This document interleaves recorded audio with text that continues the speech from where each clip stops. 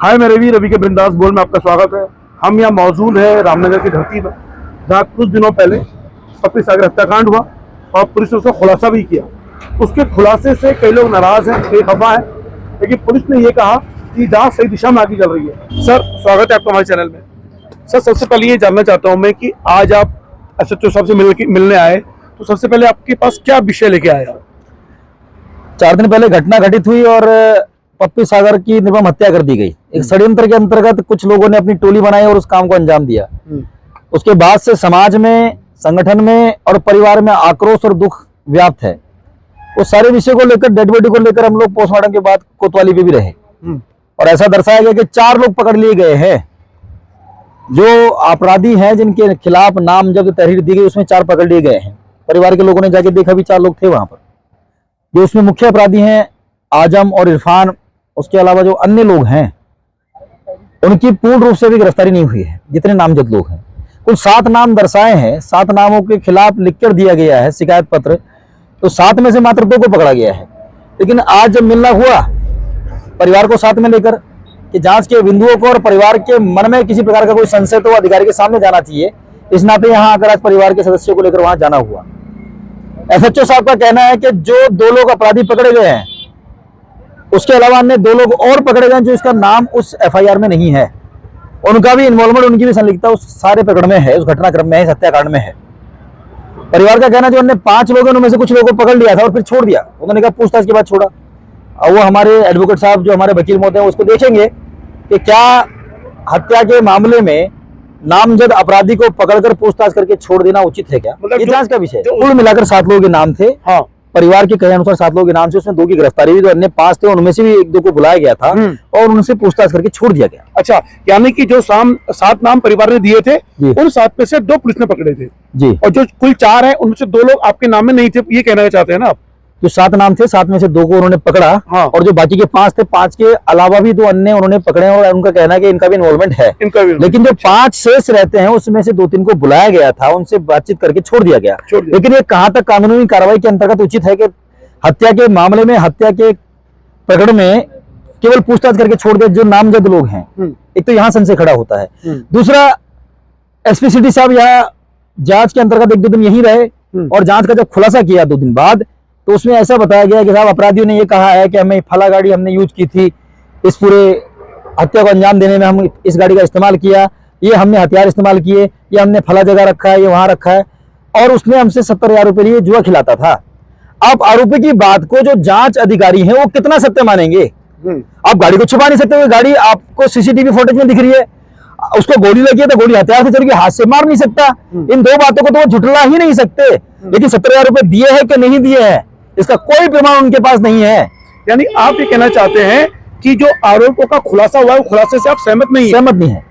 उसके बाद अपने ही वक्तव्य में पत्रकार वार्ता के दौरान पत्रकारों के सामने, मीडिया के सामने SP सिटी साहब ने ये बात कही कि वो जुआ खिलाता था। हो सकता है कि अपराधियों के द्वारा बोली गई बात को रख रहे हो, लेकिन समाज में एक संशय है, समाज में एक अविश्वास है इस विषय को लेकर कि मृतक की छवि को खराब करने का कहीं ना कहीं षड्यंत्र है। जब वो जुआ खिलाता था और आपकी जानकारी में था, तो रामनगर पुलिस ने कोतवाली में या किसी भी चौकी में आज तक कोई मामला उसके खिलाफ दर्ज क्यों नहीं किया? जो जुआ अधिनियम एक्ट के अंतर्गत कोई मामला दर्ज नहीं है आज तक भी। अगर पुलिस को सूचना मिलती रही है कि फला स्थान पे वो व्यक्ति जुआ खिला रहा है, तो पुलिस की भूमिका कहां रही? पुलिस ने क्या कभी मौके पर जाकर देखा, और देखा तो क्या उसने स्थिति ठीक पाई, और पाई तो मुकदमा दर्ज क्यों नहीं किया? और जब मुकदमा दर्ज नहीं है, कोई भी पुलिसिया कार्रवाई, कोई भी कानूनी कार्रवाई के अंतर्गत उसके खिलाफ कोई इस प्रकार का कोई प्रपत्र, कोई देखने सुनने में घटनाक्रम नहीं आया है, तो उसको जुआरी कहकर उस मरी मिट्टी को खराब करने का काम पुलिस कर रही है। उससे समाज में आक्रोश व्याप्त है। लेकिन पुलिस वालों ने तो ये कहा कि आरोपियों ने जो पकड़े गए, उन्होंने कहा कि जुए वाली बात थी। पुलिस ने कभी ये तो नहीं कहा कि वो जुआरी था। ये पुलिस ने क्या कहा, ये पुलिस के अधिकारियों को पता है। पुलिस ने क्या कहा, जो मौके पर मौजूद पत्रकार थे उनको पता है। लेकिन समाज में जो विध्वंस चल रहा है, 1-2 कुछ समाचार पत्रों में भी छपा है कि उसको जुआरी बोला गया है। तो पुलिस के अधिकारी, हमारा ये आग्रह है, पुलिस के अधिकारी एक बार फिर से प्रेस वार्ता करके अभी तक जहां तक जांच पहुंची है, उन जांच के बिंदुओं को समाज के सामने रखे कि समाज में संतुलन बना रहे। और वो जुआरी नहीं था, आपके कोतवाली रामनगर में और आपके आसपास के किसी भी चौकी थाने में उसके खिलाफ कोई मामला जुआ अधिनियम अंतर्गत कोई भी मामला दर्ज नहीं है, पंजीकृत नहीं है, तो इसका मतलब वो जुआरी नहीं था। अच्छा ठीक है सर, आपके दृष्टिकोण से ये बात सामने आकर पुलिस ने कहनी चाहिए। चलिए ये आप तो हम आपकी भावना समझ गए, यहाँ पे आपका पक्ष ठीक है। अब ये बताइए कि आगे, यानी कि जब आपने कहा कि जो 17,000 रुपए वाली बात आई, जो खुलासे हुए उससे आप सहमत नहीं है, तो आप अपने आगे इस कैसे आप आगे बात बढ़ाएंगे ताकि पुलिस को आप अपने भरोसे में ले सकें, ऐसे सबूत पेश कर सकें कि पुलिस ने अभी जो खुलासा किया वो गलत दिशा में किया, सही दिशा के लिए आप क्या अपनी ओर से प्रयास कर रहे हैं? पुलिस के पास प्रशिक्षण होता है, पुलिस के पास शैक्षिक योग्यता होती है, पुलिस के पास अनुभव होता है, और पुलिस के पास ऐसे बहुत सारे संसाधन होते हैं जहां हम सोच भी नहीं सकते। पुलिस ठीक दिशा में कार्रवाई करेगी तो निश्चित रूप से ये लेन देन का विषय भी स्पष्ट हो जाएगा। अगर लेन देन हुआ है तो व्हाट्सएप की हिस्ट्री आपको बताएगी, अगर लेन देन हुआ तो उसके किसी खाते में हुआ होगा, अगर उसने कैश दिया है तो जिसने दिया उसने कहीं से ट्रांजैक्शन किया होगा। ये सारे जांच का विषय है, इन सब की तरफ जाना चाहिए। कहीं सुनी बातों पर जाकर किसी मृत व्यक्ति की छवि को खराब नहीं करना चाहिए। इससे समाज में असंतुलन फैलता है, संगठन में और परिवार में असंतुष्टि रहती है और कहीं ना कहीं कलह का कारण बनती है। एक तरफ आंदोलन की ओर फिर अग्रसर हमें होना पड़ेगा। इस तरह से किसी प्रकार की भूमिका अपराधी द्वारा कही भी बात को नहीं कहनी चाहिए। आप आंदोलन किस लिए करना चाहते हैं? आरोप के गलत खुलासे के लिए या उसको जुआरी कहा गया इसलिए? अभी पूर्ण रूप से इन्होंने खुलासा नहीं किया है। अच्छा, अभी इन्होंने कहा कि इसमें इतने नाम हैं और हम इतनों को पकड़ चुके हैं, ये गाड़ी बरामद हुई है, ये हथियार इसमें इस्तेमाल हुआ है, इतनी बातचीत सामने आई है। और जो आरोपी ने कहा है, जो अपराधी ने कहा है कि ये जुआ खिलाता था, 17,000 रुपए का विषय था, ये उनके जो आरोपी हैं, अपराधी हैं, उनके द्वारा बात कही गई है। पुलिस की ओर से भी जांच चल रही है और हमारा यही आग्रह है कि जांच ठीक दिशा में होनी चाहिए। परिवार के मन में किसी प्रकार का 1% भी कोई संशय ना रहे, अविश्वास आपकी कार्य पद्धति पर ना रहे। राजन सिंह, एक बात मुझे आपसे पूछनी है कि जिस दिन प्रेस कॉन्फ्रेंस हो रही थी, आरोप जो पीड़ित परिवार था उन्होंने, उनके आसपास के लोगों ने एकदम से वो कानून अपने हाथ में लेने लगे। क्या आप सलाह देंगे कि जो भी विरोध करेंगे आप, यानी अगर आप सहमत नहीं है तो बिल्कुल कानूनी तरीके से आगे जाएंगे, जो संवैधानिक तरीका होता है उसी तरीके से आप आंदोलन करेंगे, अपनी बात रखेंगे, इस बात की गारंटी आप देते हैं? जब जिस परिवार का युवा, जिस परिवार में अभिभावक नहीं है, माता पिता नहीं है, और अभिभावक के रूप में बहन के लिए एक पिता की तरह, भाई के लिए एक पिता की तरह, वो भाई ही सब कुछ था, उसको मार दिया गया, जो संवेदना और पीड़ा उस परिवार के मन में है वो उन्होंने कोतवाली के सामने व्यक्त किया, अपना आक्रोश व्यक्त किया।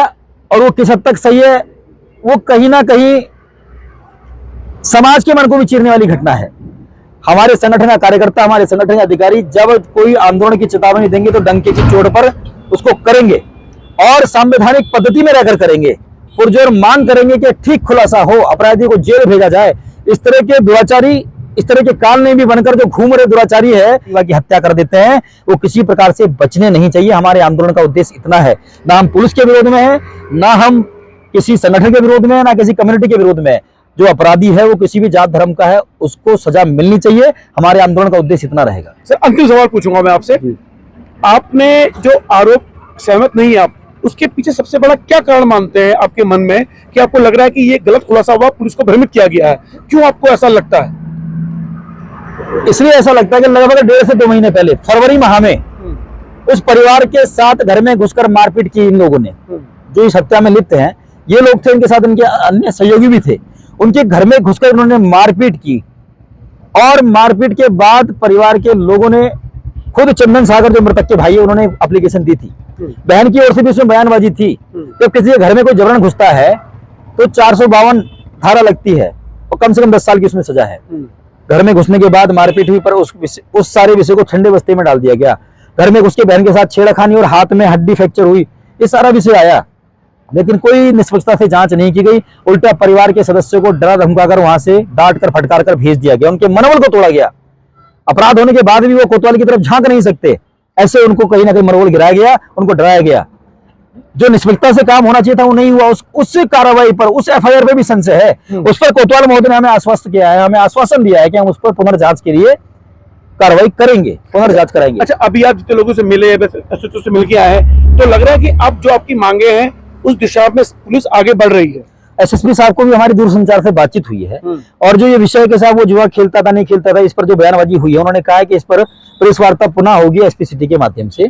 और जो कार्रवाई चल रही है, एसपी सिटी ने हमें कहा है कि जितने लोग इसमें लिप्त हैं, निष्पक्षता से हम जांच कर रहे हैं और बहुत जल्द, आज रात में, कल रात में, ये सारा कुछ आपके सामने पूरी पिक्चर क्लियर करने का उन्होंने हमें आश्वासन दिया है। आश्वासन दिया। बहुत धन्यवाद बात करने के लिए। फिलहाल जो इस वीडियो को देख पा रहे हैं, एक बात समझ लीजिए, यहाँ पे दो चीजें हैं कि पुलिस ने जो खुलासा किया उस खुलासे से परिवार सहमत नहीं है, और जब जिस दिन प्रेस कॉन्फ्रेंस हुई थी उस दिन परिवार में जो आक्रोश था वो तत्कालिक था, स्वाभाविक था।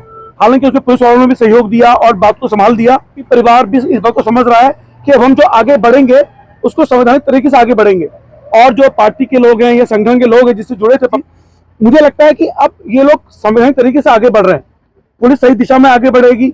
और जो सबसे बड़ी बात कि बिना आरोप लगाए, बिना कोई धारा लगाए, यानी कि अभी तक ऐसा मुकदमा नहीं है, उसके बाद भी उनको जुआरी शब्द का प्रयोग किया गया, उसके खिलाफ ये लोग गुस्सा है।